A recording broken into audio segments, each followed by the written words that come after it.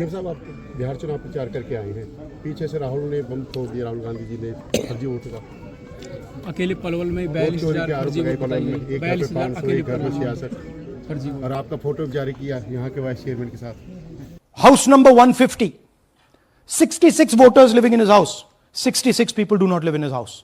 BJP man, right? BJP Vice Chairman Zilla Parishad Palwal. He's allowed to have 66 voters on the list by saying they're in his house. Forget him. Let's go to house number 265. One house, 500 voters.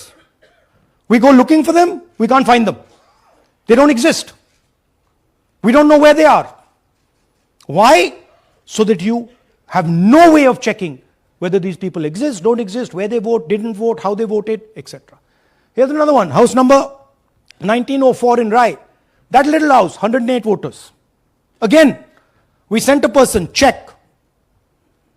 No such people exist. देखिए, Rahul Gandhi frustration में आ गया।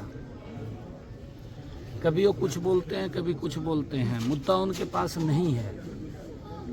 कभी बोलते हैं EVM खराब है, EVM को गाली देना शुरू कर देते हैं जब वो अपनी हार देखते हैं। कभी वो लोकतंत्र को, चुनाव आयोग को गाली देना शुरू कर देते हैं जब अपनी हार देखते हैं। राहुल को ये ध्यान में नहीं है कि हमारे पूर्वजों ने 3 पीढ़ियों ने शासन किया है। 3 पीढ़ियां अगर शासन करने के बावजूद अगर उनके पास मुद्दा भी नहीं है तो फिर राहुल गांधी को तो कहीं बैठ जाना चाहिए आराम से। उसको कभी वो उस पवित्र संविधान की बुक को उठा करके स्थान स्थान घूमता है कि अगर तीसरी बार प्रधानमंत्री मोदी जी बन गए तो संविधान को खतरा हो जाएगा।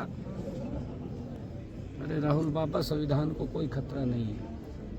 अब वोट चोरी की बात कर रहे हैं, इस मुद्दे को लेकर कौन इस व्यक्ति को इस प्रकार की स्क्रिप्ट लिख करके देता है?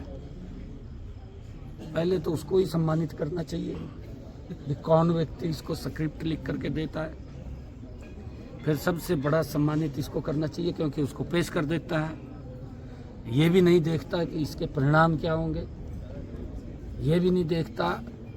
कितनी मट्टी पलीत कर दी इस बयान से राहुल की नहीं हुई, कांग्रेस की होगी। कांग्रेस की इतनी मट्टी पलीत होगी, लोग समझ रहे हैं। पत्रकार बेचारे जहां जहां इसने नाम लिया वहां जा करके देख रहे हैं, उन लोगों को मिल रहे हैं। वो कह रहे जी हम तो वोट भी डाल लिया, हमारी तो वोट यहाँ बनी हुई है, यहाँ तो कोई डुप्लीकेट वोट नहीं है।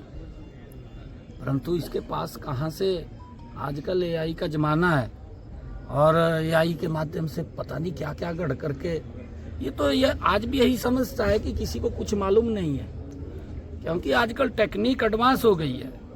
लोग तो तुरंत उसकी जानकारी लेते हैं। परंतु जिस प्रकार से इस मुद्दे के ऊपर कांग्रेस की मट्टी पलीत हुई है, मुझे ऐसा लगता है आगे ये कहेगा कि मोदी ने कांग्रेस चोरी कर लिया है।